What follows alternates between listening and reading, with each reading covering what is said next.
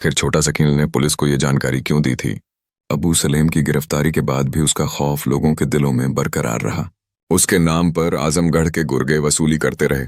कुछ उसके रिश्तेदार बनने का दावा करते तो कुछ कहते भाई ने कहा है, और इस डर का फायदा उठाकर लाखों की उगाही करते रहे। लेकिन अबू सलेम के इरादे कुछ और थे।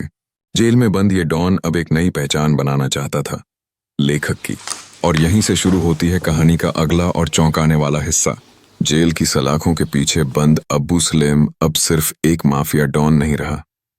अब वो खुद को रोमांटिक रॉबिन हुड कहलाना चाहता है। आर्थर रोड जेल में दो कुख्यात कैदियों के साथ मिलकर वह अपनी आत्मकथा लिख रहा है।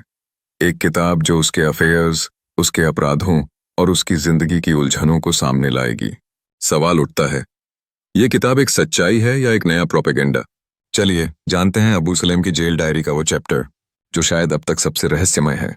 आगे बढ़ने से पहले आपसे एक ही रिक्वेस्ट, आपने हमारे चैनल को सब्सक्राइब नहीं किया है तो कर लीजिए। मुंबई में 12 मार्च 1993 को हुए सिलसिलेवार बम धमाकों के मामले में अबू सलेम की भूमिका के लिए मार्च 2006 को विशेष टाडा अदालत ने उसके और उसके सहयोगी रियाज सिद्दीकी के खिलाफ 8 आरोप दायर किए। उस पर हथियार बांटने का आरोप भी लगाया गया था। विशेष टाडा अदालत अंडरवर्ल्ड डॉन अबू सलेम सहित 5 दोषियों को सजा सुनाई थी। तभी से अबू सलेम को उच्च सुरक्षा के बीच मुंबई की आर्थर रोड जेल में रखा गया है। मुंबई की जेल में बंद अबू सलेम एक अरबपति माफिया डॉन है। सीबीआई और पुलिस रिकॉर्ड के मुताबिक उसकी कुल संपत्ति 4000 करोड़ रुपए की है, जिसमें से 1000 करोड़ रुपए नकदी और संपत्ति उसकी दोनों पत्नियों समीरा जुमानी और मोनिका बेदी के बीच विभाजित है। बॉलीवुड और हवाला रैकेट में सलेम का निवेश कम से कम 3000 करोड़ रुपए होने का अनुमान है। उसका सालाना लेन देन करीब 200 करोड़ रुपए का था। उसे एक गैर आप्रवासी अमेरिकी के तौर पर वीजा मिला हुआ था। बताया जाता है कि उसके पास 12 पासपोर्ट थे। 1991 की बात है। इस दौरान बॉलीवुड से इनके संबंध तो नहीं बने थे, लेकिन अब्बू सलेम ने निर्मोही नाम से एक फिल्म बनाने की कोशिश जरूर की थी। 11 गाने रिकॉर्ड किए थे और खुद उसमें हीरो भी बने थे, लेकिन ये फिल्म चल नहीं पाई। आधा 1 घंटे की शूट के बाद उन्होंने ये फिल्म छोड़ दी। इसके बाद उन्हें समीरा नाम की एक लड़की से प्यार हो गया। दोनों ने भागकर शादी कर ली। समीरा नाबालिग थी तो उसके घर वालों ने अबू सलेम पर केस कर दिया, लेकिन समीरा के कारण सलेम केस से बच गए और दोनों साथ में रहने लगे। गैंगस्टर अबू सलेम ने पिछले साल सुप्रीम कोर्ट में एक याचिका दाखिल की थी, जिस पर केंद्र ने जवाब दाखिल किया था। केंद्रीय गृह सचिव ने सुप्रीम कोर्ट को बताया था कि सरकार तत्कालीन उप प्रधानमंत्री लालकृष्ण आडवाणी द्वारा पुर्तगाल सरकार को दिए गए आश्वासन से बाध्य है कि गैंगस्टर अबू सलेम को दी गई अधिकतम सजा 25 साल से ज्यादा नहीं होगी। अबू सलेम को पुर्तगाल सरकार ने इस शर्त के साथ भारत को सौंपा था कि उसे किसी भी मामले में मौत की सजा नहीं दी जाएगी। सलेम को पुर्तगाल पुलिस ने जब गिरफ्तार किया था तो वह एक होटल में अपनी गर्लफ्रेंड बॉलीवुड एक्ट्रेस मोनिका बेदी के साथ था। अदालत के आदेश के बाद दायर एक हलफनामे में केंद्रीय गृह सचिव अजय कुमार भल्ला ने बताया था कि 25 साल की अवधि 10 नवंबर 2030 तक पूरी होगी। कहा गया है कि यह भारत सरकार 17 दिसंबर 2002 के आश्वासन से बाध्य के मुताबिक 25 साल की अवधि का उचित समय आने पर भारत द्वारा उसका पालन किया जाएगा और उसे छोड़ दिया जाएगा। सलेम भले ही सलाखों के पीछे है, लेकिन उसके जेल में मौज करने की खबरें अक्सर सामने आती रही हैं। कुछ महीनों पहले अबू सलेम अपनी नई पत्नी के साथ पुलिस कस्टडी में मिला था। उस मुलाकात की कुछ फोटोज भी सामने आई थीं। यह भी जानकारी सामने आई थी कि सलेम को जेल में KFC का चिकन खाने के लिए मिलता है। अबू सलेम लखनऊ और दिल्ली पेशी पर जाने के दौरान कई बार अपनी नई पत्नी सैयद बहार कौसर से मुलाकात कर चुका है। सैयद वही महिला है जिसने साल 2015 में टाडा कोर्ट में अर्जी देकर सलेम संग शादी न करवाने पर आत्महत्या करने की बात कही थी। 2014 में एक आर्टिकल छापी गई थी कि सैयद बहार ने अबू सलेम से निकाह कर लिया है। उसी के अनुसार 6 पेज की इस अर्जी में सैयद बहार ने कहा था कि 2014 में उसके और सलेम के ट्रेन में निकाह की खबरों ने उसके जीवन को पूरी तरह तबाह कर दिया है। अब मेरे पास अबू सलेम से सामाजिक तौर पर शादी करने के अलावा कोई दूसरा रास्ता नहीं बचा है। अगर मुझे इसकी इजाजत नहीं दी गई तो मैं आत्महत्या कर लूंगी। कौसर ने सलेम संग रजिस्टर्ड निकाह की इजाजत मांगी थी। फिलहाल इस मामले पर कोर्ट ने कोई फैसला नहीं सुनाया है।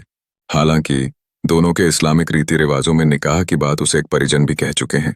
पिछले साल जेल सुपरिटेंडेंट हीरालाल जाधव ने सलेम पर जेल में ऐशो आराम की लाइफ जीने के साथ साथ हीरा लाल को आत्महत्या के लिए मजबूर करने का आरोप भी लगाया था, जिसके बाद एक जांच कमेटी बैठा दी गई थी।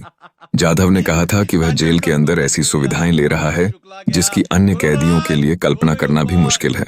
वह जेल में अपना तगड़ा नेटवर्क बना रहा है। वह जेल में पार्टी करने के लिए KFC का चिकन मंगाते हुए भी पकड़ा गया है। वह चिकित्सा अधिकारी पर उसे झूठे स्वास्थ्य कारणों के आधार पर अस्पताल जाने की इजाजत दिलाने का दबाव भी डालता है।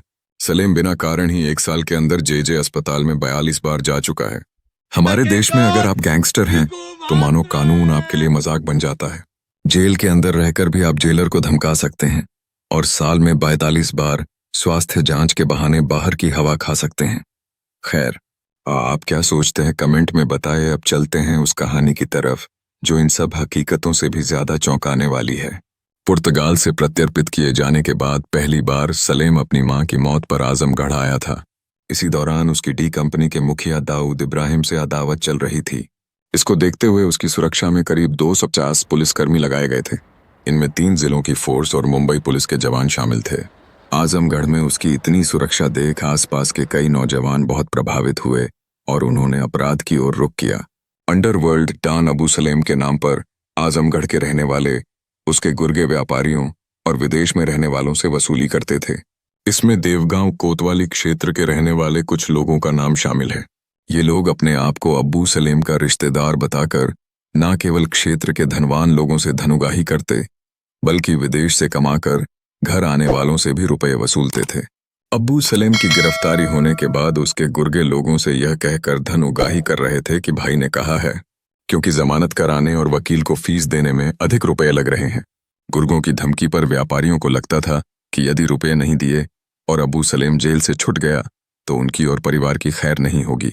इसी भय के चलते लोग गुर्गों को रुपए दे दिया करते थे। अबू जेल में अपनी आत्मकथा लिख रहा है। 8वीं पास सलेम को इसमें मदद मिल रही है 2 अन्य कैदियों एमिल जेरोम और मनीष ठाकुर से, जो दोनों नेवी से हैं और हत्या के मामलों में सजा काट रहे हैं। इन तीनों की दोस्ती आर्थर रोड जेल से शुरू हुई और तलोजा जेल में भी जारी रही। सलेम की आत्मकथा के 100 पेज और 11वां चैप्टर पूरे हो चुके थे और वह चाहता है कि इस पर फिल्म भी बने। वह खुद को रोमांटिक रॉबिन हुड मानता है, जिसने गरीबी में जीते अपने परिवार को देखकर मुंबई में पैसा कमाने का सपना देखा।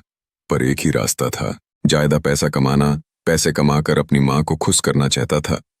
सलेम ने किताब में अपने अफेयर्स और अपराधों का भी जिक्र किया है। उसकी मदद करने वाले जेरोम और ठाकुर भी चर्चित मर्डर केस में दोषी हैं।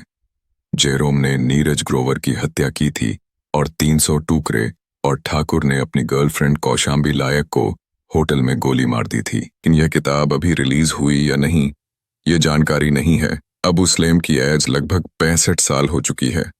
तो ये थी कहानी अब्बू सलेम की, एक मामूली टैक्सी ड्राइवर से अरबों की गैंग चलाने वाला माफिया डॉन बनने तक का सफर।